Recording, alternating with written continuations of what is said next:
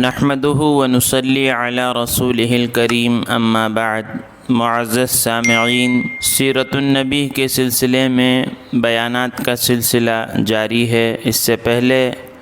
3 parts میں نبی کی پیدائش سے پہلے کے کچھ حالات مختصراً، آپ کی پیدائش، آپ کے نام، شق صدر کا واقعہ، آپ کا شام کی تجارت کے لیے حضرت خدیجہ رضی اللہ تعالیٰ عنہ کا سامان تجارت لے کر جانا، اور وہاں پر اللہ کے نبی صلی اللہ علیہ وسلم کے ساتھ ہونے والے واقعات اور راہب کی پیشن گوئیاں، یہ سب آپ کی خدمت میں عرض کیا جا چکا ہے۔ اس کے آگے جب اللہ کے نبی صلی اللہ علیہ وسلم شام کے سفر سے واپس آئے اور میسرہ جو غلام تھا حضرت خدیجہ رضی اللہ تعالیٰ عنہ کا، وہ آپ کے ساتھ سفر میں تھے،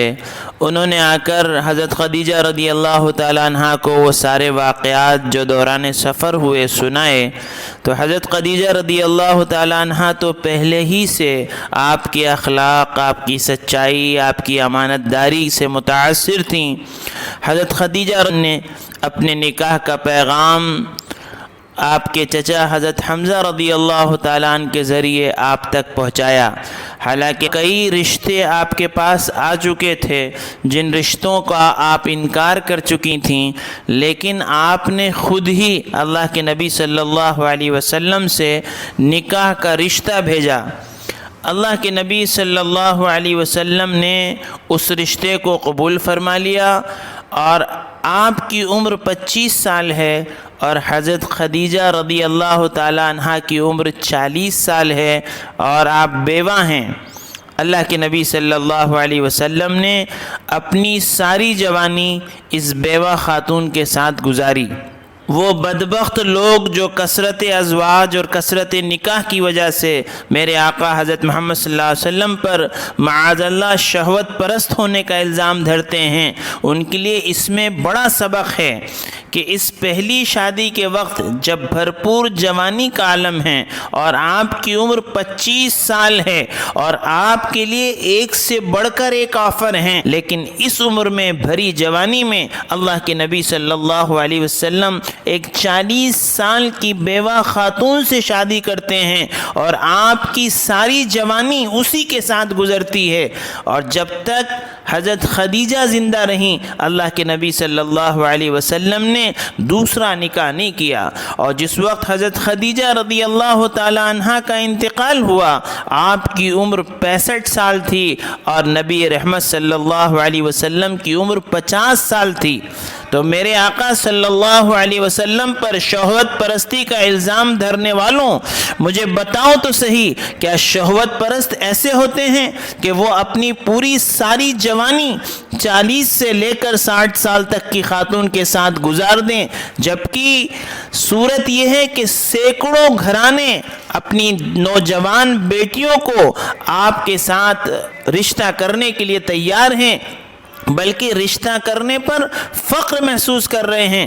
حقیقت یہ ہے کہ آپ کے متعدد نکاح میں بڑی حکمتیں ہیں، مگر ان حکمتوں کو عقل والے ہی سمجھ سکتے ہیں، وہ جو خود سر سے لے کر پاؤں تک بے حیائی میں اور شہوت میں اور حرام کاریوں میں ڈوبے ہوئے ہوں، جن کے ہاں ماں اور بہن کا فرق نہ ہو، جن کا کوئی لیڈر بدکاری کی غلاظت سے پاک نہ ہو، وہ ان حکمتوں کو نہ سمجھنا چاہتے ہیں اور نہ ہی سمجھ سکتے ہیں۔ گندگی کھانے والے کیڑے پاک اور لذیذ غذا کی قدر و قیمت کیسے محسوس کر سکتے ہیں؟ مردار کھانے والے خوشبو سے کیسے لطف اندوز ہو سکتے ہیں؟ حرام پر پلنے والے انسان نما حیوان حلاوت کی لذت کیسے جان سکتے ہیں؟ آنکھوں پر ضد اور عناد کی پٹی باندھنے والے حق کا نظارہ کیسے کر سکتے ہیں؟ کانوں میں نفرت اور انکار کی انگلیاں ٹھوسنے والے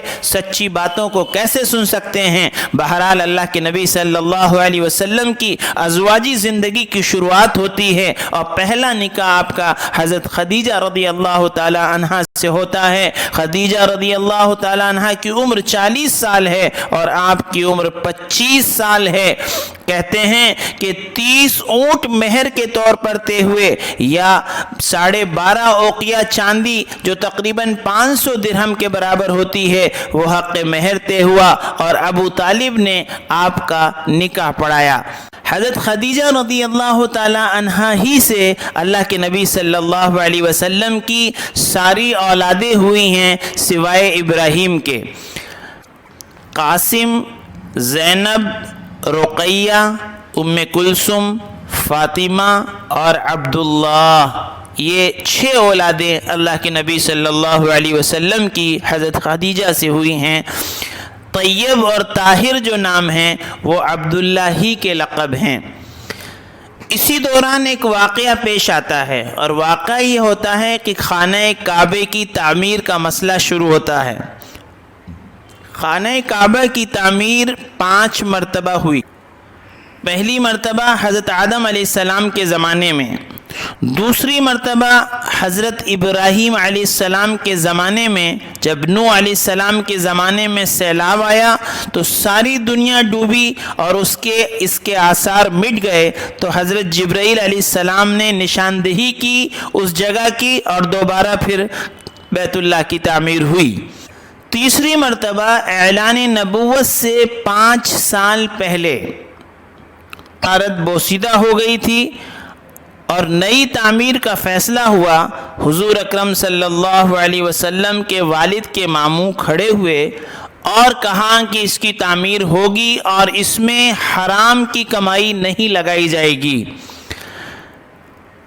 بڑا مسئلہ ہوا کہ اس کی تعمیر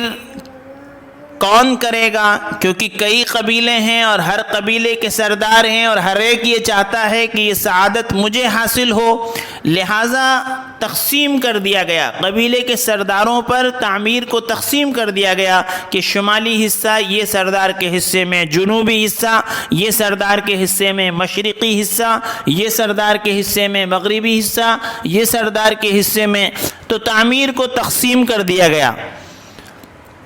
اب ایک بڑا مسئلہ یہ تھا کہ وہ جو عمارت جو بوسیدہ ہو گئی تھی اس کو کیسے گرایا جائے، کون گرائے گا، کوئی اس کے لیے آمادہ نہیں ہو رہا، سب ڈر رہے ہیں کہ اللہ کا گھر ہے، کون اس پر کدال چلائے گا۔ تو ولید ابن مغیرہ نے پہلا کدال چلایا اور کہا کہ ہم کسی شر سے اس کو نہیں گرا رہے ہیں، ہمارے ذہن میں اس کی توہین نہیں ہے، بلکہ عمارت بوسیدہ ہونے کی بنیاد پر اس کو گرا کر اثر نو تعمیر کرنا چاہتے ہیں۔ سب قبیلے کے سرداروں نے اپنے حصے کی تعمیر کی۔ اب مسئلہ یہ آیا کہ حجر اسود کو کون رکھے گا، کیونکہ یہ شرف بھی ہر ایک حاصل کرنا چاہتا تھا۔ ہر قبیلے کے سردار کی تمنا یہ تھی کہ حجر اسود کو میں رکھوں، تو ایک بڑا مسئلہ تھا، اور اگر اس مسئلے کو حل نہ کیا جاتا تو خوریزی ہو جاتی اور لڑائیاں ہو جاتی اور خاندانوں میں وہ لڑائیاں چڑھتی، بات بہت آگے بڑھ گئی، قتل و غارت کی نوبت آ جاتی۔ کسی نے کہا کہ آج ٹال دو، کل جو سب سے پہلے خانہ کعبہ میں داخل ہوگا وہ یہ کام کرے گا۔ سب نے اس پر اتفاق کر لیا۔ جب بات بہت بڑھ گئی تو اس کو وہیں روک دیا گیا کہ بھئی آج اس کو چھوڑو، کل دیکھیں گے، اور یہ فیصلہ ہوا کہ کل وہ کرے گا جو سب سے پہلے خانہ کعبہ میں داخل ہوگا۔ تو کل جب دیکھا گیا تو آپ صلی اللہ علیہ وسلم سب سے پہلے خانہ کعبہ میں داخل ہوئے۔ اللہ کے نبی صلی اللہ علیہ وسلم نے ایک بڑے جھگڑے کو بڑی حکمت کے ساتھ اور آسانی کے ساتھ حل کیا۔ آپ نے کہا کہ ایک چادر لے کر آؤ۔ ایک چادر لائی گئی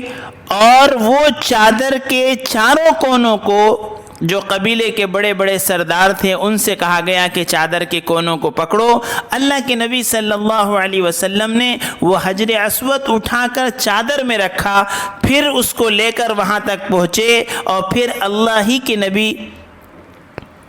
چادر میں سے وہ حجر اسود اٹھا کر اس کی اپنی اصلی جگہ پر رکھا۔ اس طرح ایک بڑا جھگڑا اور ایک بڑی دشمنی کو اللہ کے نبی صلی اللہ علیہ وسلم نے اپنی حکمت عملی کے ذریعے سے ٹال دیا۔ تو یہ تیسری مرتبہ کعبے کی تعمیر۔ چوتھی مرتبہ حضرت عبداللہ بن زبیر جو حضرت ابو بکر صدیق رضی اللہ تعالیٰ عنہ کے نواسے ہیں ان کے دور خلافت میں ہوئی۔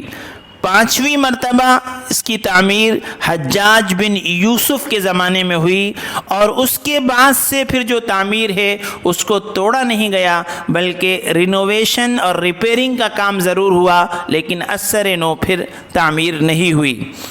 جیسے جیسے اللہ کے نبی صلی اللہ علیہ وسلم اپنی عمر کے 40 سال کے قریب پہنچتے ہیں، آپ کی بے چینی میں، آپ کی فکر میں اضافہ ہوتا جاتا ہے، اور آپ کی بے چینی کی کیفیت بڑھتی جا رہی تھی، اور آپ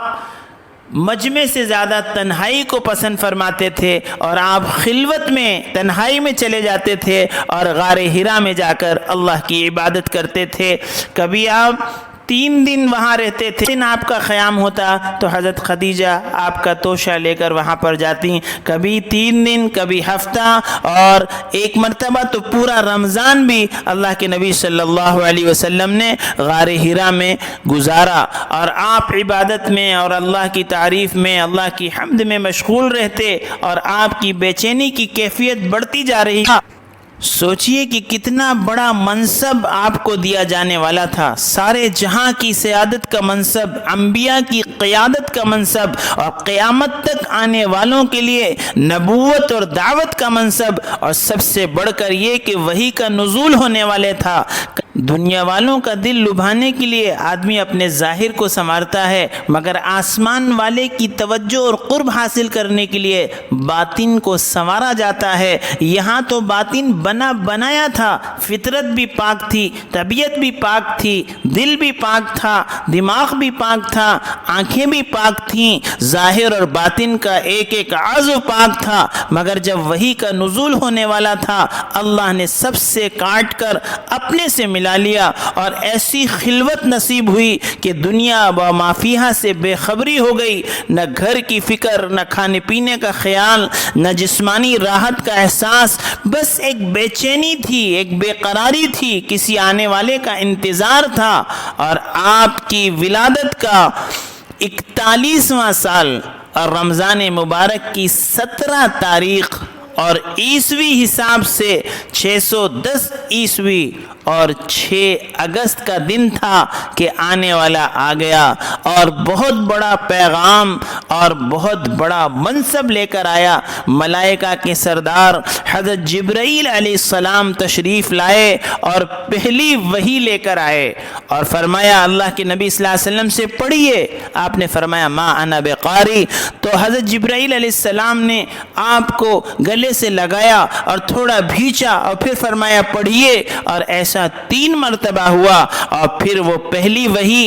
جو 5 آیتیں ہیں، اقرأ بسم ربك الذي خلق خلق الإنسان من علق اقرأ وربك الأكرم الذي علم بالقلم علم الإنسان ما لم يعلم۔ پڑھ اپنے رب کے نام سے جس نے پیدا کیا، جس نے انسان کو خون کے لوتھڑے سے پیدا کیا۔ تو پڑھتا رہے، تیرا رب بڑا کرم کرنے والا ہے، جس نے قلم کے ذریعے سے علم سکھایا، جس نے انسان کو وہ سکھایا جسے وہ نہیں جانتا تھا۔ یہ میرے آقا جناب رسول اللہ صلی اللہ علیہ وسلم کی نبوت کا پہلا دن تھا۔ اب اللہ کے نبی صلی اللہ علیہ وسلم گھبرائے واپس گھر پر تشریف لاتے ہیں، اور کہتے ہیں حضرت خدیجہ سے زملونی، مجھے کمبل اڑا دو۔ آپ نے کہا مجھے تو اپنی جان کے جانے کا خطرہ ہوا۔ حضرت خدیجہ رضی اللہ تعالیٰ عنہ آپ کو تسلی دیتی ہیں اور کہتی ہیں کہ اللہ آپ کو رسوا نہیں کرے گا، اور آپ کی خوبیاں بیان کرتی ہیں کہ آپ تو خوبیوں کے مالک ہیں، آپ تو مجبوروں کی مدد کرتے ہیں، آپ تو رشتوں کو جوڑتے ہیں، اور آپ تو کمزوروں کی مدد کرتے ہیں، اور آپ تو بوجھ والوں کا بوجھ اٹھانے والے ہیں، اور آپ تو مہمان نوازی کرنے والے ہیں، اور آپ تو حق والوں کا حق دینے والے ہیں۔ حضرت خدیجہ رضی اللہ تعالیٰ عنہ آپ کی خوبیوں کو بیان کر کے آپ کو تسلی دیتی ہیں کہ آپ گھبرائیں نہیں اور آپ بے فکر رہیں، اللہ پاک آپ کو رسوا نہیں کریں گے۔ آدمی دنیا میں بہت بڑا پیر، مرشد اور مبلغ اور محدث اور مفکر بنتا ہے، لیکن اصل اس کی کیفیت کیا ہے اور اصل یہ کیا ہے یہ تو گھر سے ہی معلوم ہوتا ہے۔ لیکن قربان جائیے اللہ کے نبی صلی اللہ علیہ وسلم پر کہ آپ کی گھر والی خود آپ کی صفات کو بیان کر رہی ہیں۔